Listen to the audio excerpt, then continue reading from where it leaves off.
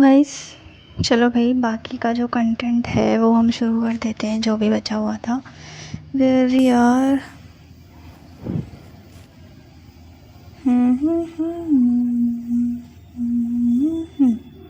यहाँ से हमें स्टार्ट करना है, तो सुनो ध्यान से।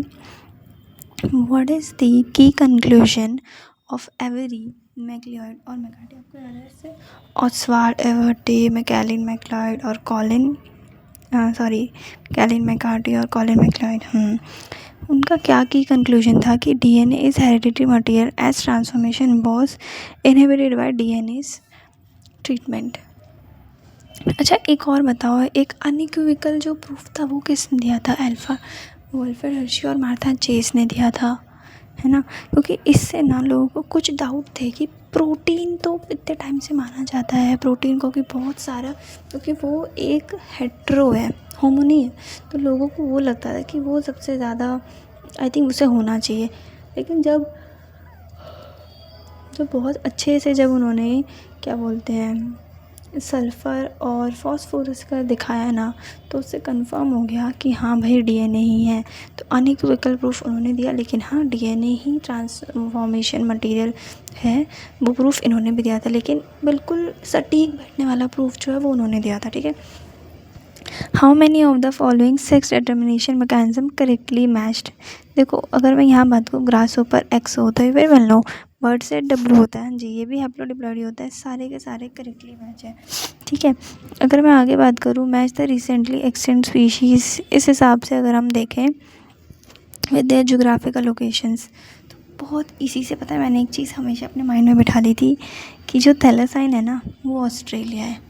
मैंने ये अपने माइंड में बिठा दिया, ये चीज़ मैंने अपने माइंड में बिठा दी। बाकी सारी चीज़ें खुद ब खुद याद हो जाती थी मेरे को, जैसे डोडो मोराइटस होता है, क्वेगा अफ्रीका है, थैलासाइन ऑस्ट्रेलिया और सेल्वेसिका और रशिया। बहुत इजीली से हो जाएगा। बस कुछ चीज़ें आपको कंटिन्यूसली हर चीज़ के निमोनिक मत बनाया करो, चीज़ों को कंटिन्यूसली ग्रो थ्रू करा करो। जितने बार गो थ्रू करोगे चीज़ें अपने आप माइंड में बैठ जाएंगी। विच of the following correctly represents a mutualistic relationship? यानी दोनों एक दूसरे की मदद करें उस काम को करने में, उस चीज़ को परफॉर्म करने में, है ना। एक तरह से अगर मैं ऐसे बोलूँ तो दोनों एक दूसरे को मतलब न्यूट्रिएंट्स दे या शेल्टर दे, है ना, आसपास का। देखो जैसे यहाँ पे लिखा है, लाइकेंस रिप्रेजेंट सिम्बायोटिक रिलेशनशिप यानी म्यूचुअल रिलेशनशिप बिटवीन फंगस और फोटोसिंथेटिक पार्टनर, ठीक है, वेयर बोथ बेनिफिट।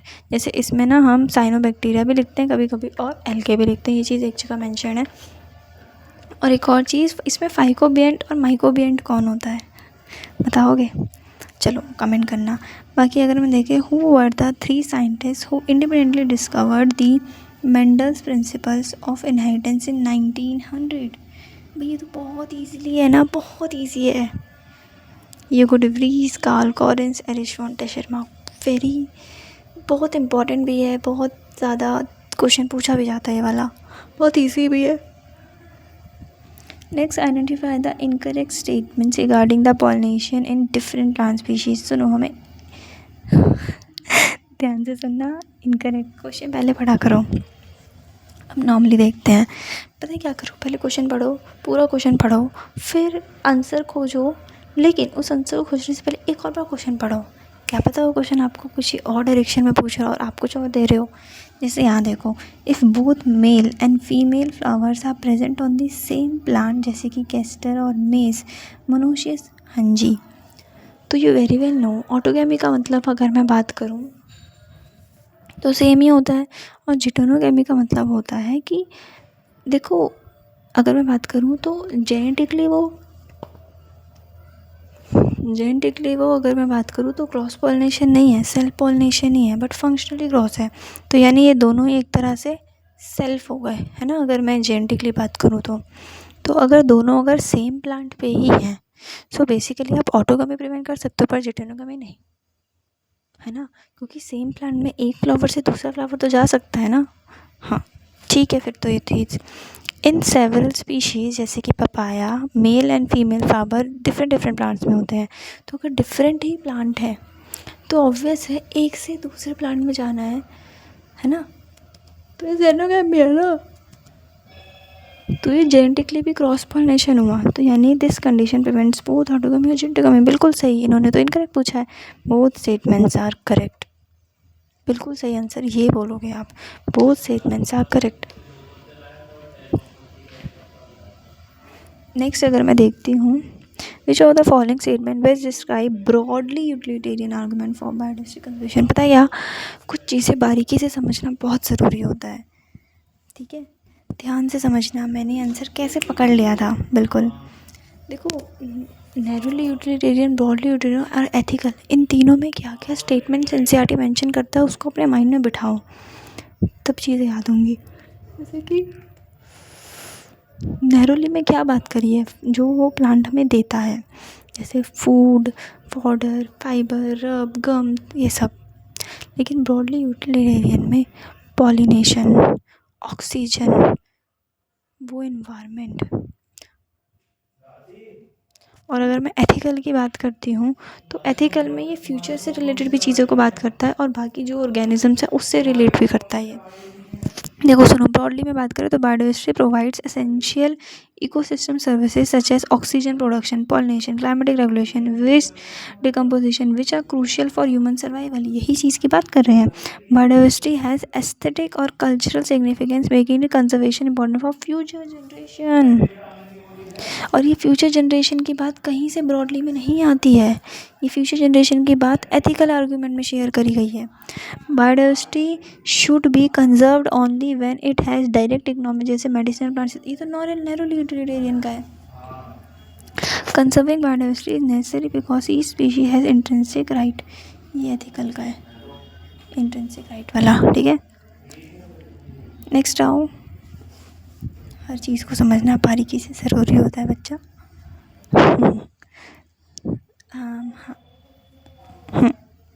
ठीक है, which of the following statements correctly describes the role of nitrogen fixing bacteria in enriching the soil nitrogen content को। अच्छा सुनो, पहली बात तो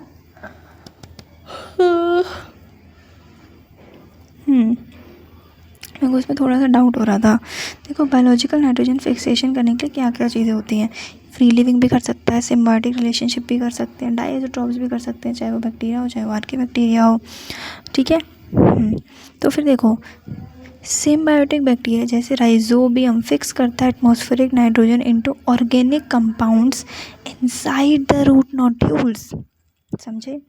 वाइल फ्री लिविंग बैक्टीरिया जैसे एजोस्पाइरलम, एस्ट्रोबैक्टर इंडिपेंडेंटली यानी फ्री लिविंग फिक्स करता है नाइट्रोजन सॉइल में। आई थिंक इससे आपको एनसीईआरटी का कंटेंट और जो पैराग्राफ होता है बहुत ईजिली समझ आ जाता है अगर आप क्वेश्चंस प्रैक्टिस करते हो तो, यानी बहुत ईजी, बहुत अच्छे से आपको हेल्प करता है। इसलिए जैसे फ्री लिविंग नाइट्रोजन फिक्सचर जैसे this depend on leguminous plant, तो ये तो नहीं है। और नाइट्रोजन फिक्सर्स रिक्वायर्स नहीं है, नाइट्रोजन फिक्सर रिक्वायर्ड दिस, ठीक है। First option is most appropriate. Next now consider the following statements regarding the symbiotic association between fungi और प्लांट्स, ठीक है। माइकोराइजा, आपको पता है ना रूट्स ऑफ हायर प्लांट्स, तो ये माइकोराइजा होता है, ठीक है। देखो ये था आंसर, ठीक है। मेरे को इन दोनों आंसर में डाउट था, इन दोनों में फर्स्ट और फोर्थ में चीज़ें मुझे डाउट हो रही थी चीज़ें। Mycorrhizal fungi absorb nitrogen from the soil and pass it to plant but increases the plant susceptibility to pathogens and to environmental stress. Increase नहीं करता, डिक्रीज करता है। What do you mean by susceptibility, सहना। Basically अगर मैं यहाँ बात करूँ तो देखो क्या मतलब हुआ, they do not increase susceptibility as they increase resistance to pathogens and environmental stress. Susceptibility यानी कि वो सह नहीं पाएगा, ठीक है। रेजिस्टेंस बढ़ाता है, ससेप्टिबिलिटी कम करता है, तो ये गलत हो गया। Members of genus Glomus from the mycorrhizal associations, ये माइक्रो वाले चैप्टर का है। And the fungus derives the nutrition like carbohydrate from plant as an environment, और ये तो सही है। Primary aid in absorption of phosphorus rather than nitrogen, हाँ ये बात भी लिखी है उसमें, फॉस्फोरस होता है। फर्स्ट इनकरेक्ट, सेकंड करेक्ट, ठीक है। In transcription unit, okay, the activity of RNA polymerase at a given promoter isn't unregulated by, भाई ये कौन रेगुलेट करता है, सुनो।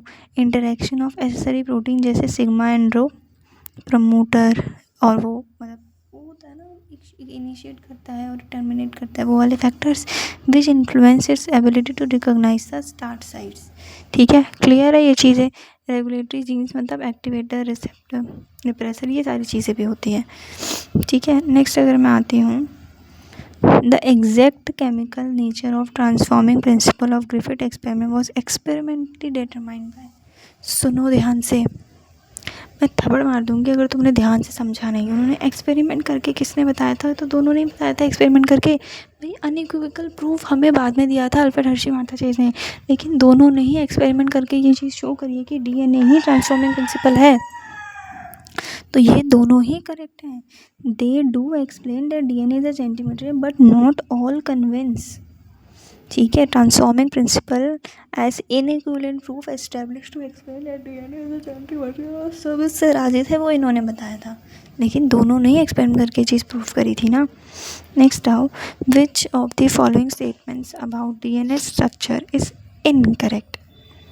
To strands with hydrogen between the complementary bases. देखो ये तो सही है, ठीक है, बाकी एडेनिन पेयर से साइटोसिन तो वो 3 हाइड्रोजन बॉन्ड्स और गुआनिन तो गलत हो गया, साफ साफ समझ आ रहा है। तो ये आप पढ़ लेना, ठीक है। वहाँ बेसिक प्रोजेक्ट इनसाइट्स होते हैं और एंटीपैरल डायरेक्शन होती है, ठीक है। नेक्स्ट बात करते हैं, विच of the following is not correct step in production of biogas from sewage treatment. मैं इसमें थोड़ी कंफ्यूज हो गई थी, सुनो ध्यान से। Activated sludge containing bacterial flocks is sedimented and a portion pumped back into the aeration tank as inoculum। बिल्कुल ठीक है, बहुत सारा बनाते हैं और फिर जब अनारोबिक स्लज डाइजेस्टर में डाला जाता है तो फिर उसमें डालने से पहले थोड़ा सा जो फ्लॉक्स, जो मटीरियल एक्टिविटी स्लज था वो हम पीछे डाल देते हैं एरेशन टैंक में एज इनोकुलम, ठीक है। एनारोबिक बैक्टीरिया डाइजेस्ट करता है organic matter in sludge and produce methane, hydrogen sulphide और कार्बन डाइऑक्साइड। बिल्कुल ठीक है, क्योंकि जो हमारे पास हम आगे पास करते हैं तो वहाँ पे एनारोबिक बैक्टीरिया ही प्रेजेंट होते हैं। Biogas is collected and use as renewable energy source due to high flammability. बिल्कुल ठीक है ये तो। Biogas formation occurs in aeration tank, नहीं, बायोगैस बनता ही एनारोबिक बैक्टीरिया से और एरेशन टैंक में एरोबिक बैक्टीरियाज होते हैं। Where aerobic bacteria decompose organic waste under oxygen rich conditions. तो ये चीज़ तो यहाँ पे गलत हो गई ना, ये ना एनारोबिक स्लज डाइजेस्टर।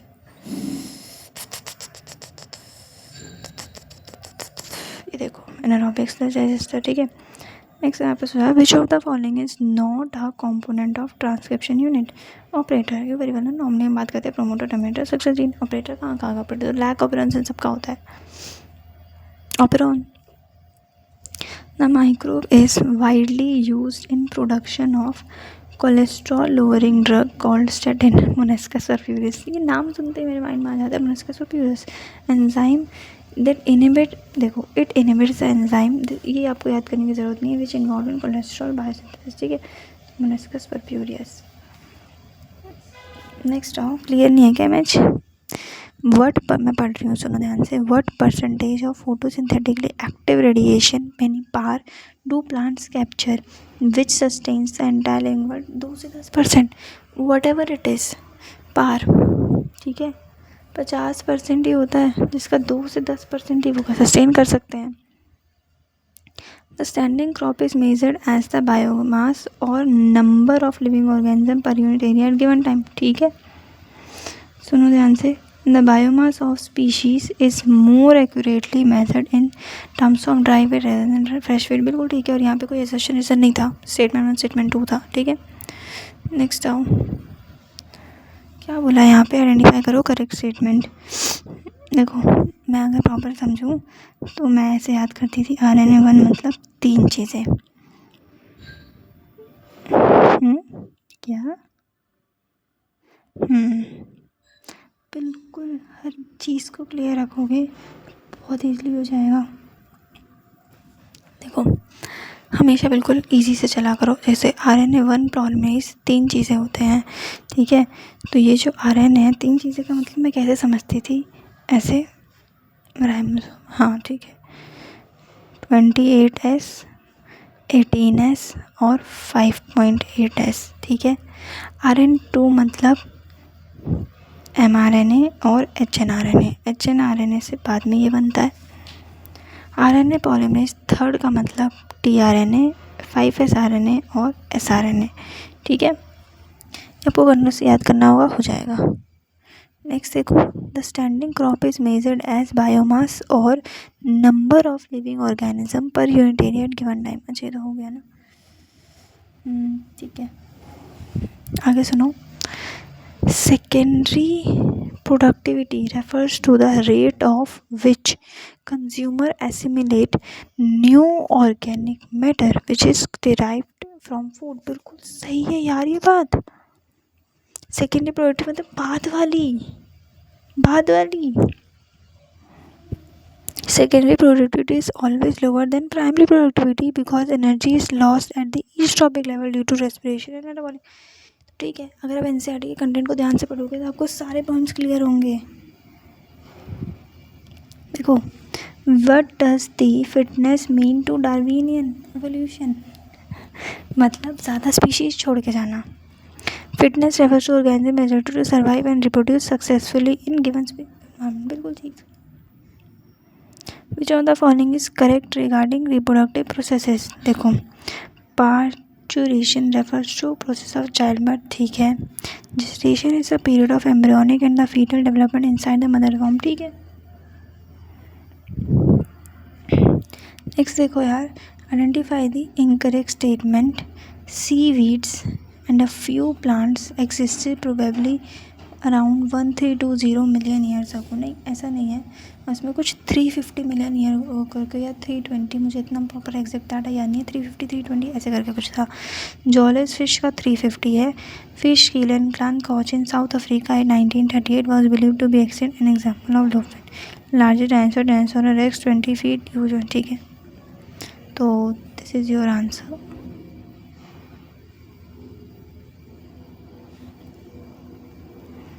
नेक्स्ट देखो, which of the following correctly differentiate alpha thalassemia from beta thalassemia. बहुत ईजी है, तुम्हें बस समझना है कि हमारे पास क्या होती हैं चीज़ें, ध्यान से समझना। मेरे को एक चीज़ ना क्लियर नहीं हुई थी, पर मेरे को मौके से क्लियर हुई क्योंकि मैंने कंटेंट में कभी ध्यान ही नहीं दिया था उस चीज़ का। Alpha thalassemia is caused by mutations और deletions in genes located in chromosome 16, while beta का is by mutation in single gene on 11। अब सुनो, अल्फ़ा थैलेसीमिया की अगर मैं बात करती हूँ, क्रोमोसोम 16 में होता है और HbA1 और HbA2 होता है, और इसमें क्रोमोसोम 11 सिंगल जीन में होता है HbB। और जो ए वाला है ना, वो हमारे पास कैसे हैं, लिंक्ड जीन्स हैं। ठीक है, ये चीज़ मुझे क्लियर हुई थी कि या वो लिंक्ड जीन्स है, ये चीज़ यहाँ से क्लियर हो गई थी। नेक्स्ट आओ, a dramatic increase in the secretion of which of the following hormones is most essential for the process of ovulation। हाँ जी, LH very well known search होता है। What change in the environment led to the phenomena of industrial melanism is peppered moth wisdom rare।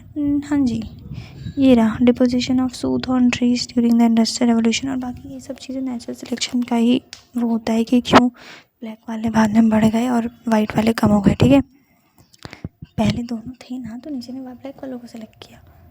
Which of the following describes a correct function of a probe in molecular biology. ध्यान से सुनना हर चीज़ का। कोई protein molecule में कोई enzyme ऐसे कोई double standard नहीं होता।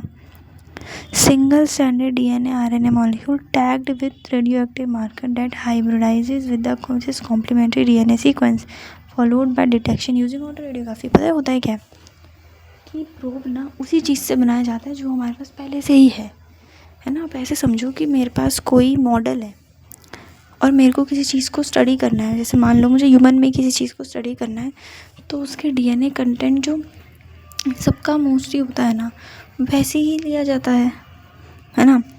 तो जब मैंने देखा और सेम ही मॉडल को, एक सिंगल स्टैंड को जब मैंने उसमें डाला, तो वो सिंगल स्टैंड वैसा ही होगा ना जैसा उसमें होना चाहिए। लेकिन अगर कोई म्यूटेशन आया, कुछ हुआ है, तो उसमें कुछ चेंजेस होंगे, प्रोब तो पहचान नहीं पाएगा उसको, तो प्रोब उसके साथ जुड़ेगा ही नहीं। तो फिर हम आइडेंटिफाई कर लेंगे ऐसे कि भाई यहीं पे गड़बड़ है। ठीक है, नेक्स्ट आ जाओ। विच of the following statements about goes competitive exclusion principle correct. बहुत ध्यान से सुनना। ऑलवेज को एग्जिस्ट नहीं, ऑलवेज लीड टू एलिमिनेशन नहीं, ठीक है। Universal to all ecosystem. Principles state that two closely related species competing for same resource cannot coexist indefinitely and inferior competitor will be eliminated or limiting, ठीक है। ध्यान से समझा करो, जो स्टेटमेंट एनसीईआरटी मेंशन करती है ना, उस स्टेटमेंट को ढूंढने की कोशिश करा करो, ठीक है। ये सबसे इम्पोर्टेंट होता है। और चीज़ों को आंसर को फाइंड करना है, ठीक है। सारे स्टेटमेंट्स पढ़ा करो। मैं भी कभी कभी गलतियाँ करती थी कि मैं स्टेटमेंट सारे नहीं पढ़ती थी, ठीक है, और वो बहुत बड़ी दिक्कत होती है। सारे स्टेटमेंट्स पढ़ा करो, फिर ढूंढा करो कौन मोस्ट अप्रोप्रिएट है, और चीज़ों को वो डिलीट करा करो। जो चीज़ आपको बिल्कुल नहीं लगती उसे पहले डिलीट करो कि माइंड में उस चीज़ को लाना ही नहीं है। तो मैं ऐसे क्रॉस मारती हूँ, और वो मारा करो, तभी तुम्हें समझ आएगा कहाँ गलती कहाँ नहीं है। देखो, the descent of testis for abdomen cavity into the scrotum during fetal life is critical for fertility. बहुत ज़रूरी होता है, क्योंकि उसे अप्रॉक्सीमेट वो टेम्परेचर चाहिए। आपको वेरी वेल नो यार, टेम्परेचर उससे कम चाहिए होता है। यही रीज़न होता है, हमारे एब्डोमेन से का टेम्परेचर ज़्यादा होता है, 2 से 2.5 डिग्री सेल्सियस कम चाहिए होता है। Because spermatogenesis require temperature lower than the body temperature, testis fail to descent, यानी कि फिर इनफर्टिलिटी हो जाएगा ना। Scrotum maintains the testis at a slightly higher, नहीं lower temperature than body which is essential, ठीक है। तो ये सही है, ये मतलब ये फॉल्स है, मतलब ये करेक्ट है।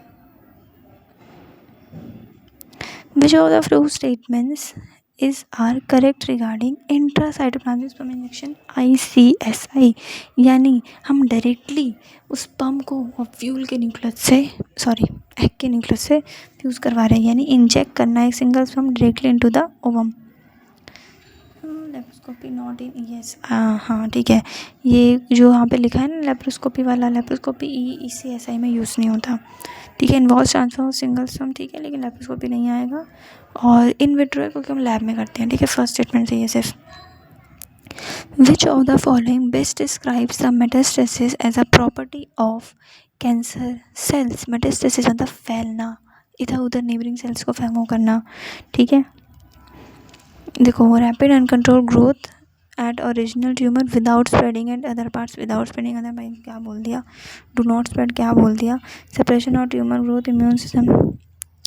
देखो, ability of cancer cells to detach from the primary tumour, invade करना। इन्वेड एक बहुत बहुत बेटर चीज़ है, बेटर वर्ड है एक्सप्लेन करने के लिए कि मेटास्टेसिस होता क्या है, ठीक है। Invade other tissues and establish secondary tumours in distant organs, बिल्कुल ठीक है। नेक्स्ट देखो, what is the primary mechanism of action of oral contraceptive pills. देखो, अगर मैं प्रॉपर समझाऊँ आपको तो ओरल कॉन्ट्रासेप्टिव पिल्स करती क्या है, inhibit ovulation by suppressing the secretion of FSH और LH। स्टिमुलेट नहीं करते हैं, डिक्रीज करते हैं, ठीक है। 9, 10, 11, 12, 13। चलो भाई, बाकी के जो 5 पेजेस बचे हैं ना, वो हम नेक्स्ट टाइम कर लेंगे, अभी नहीं।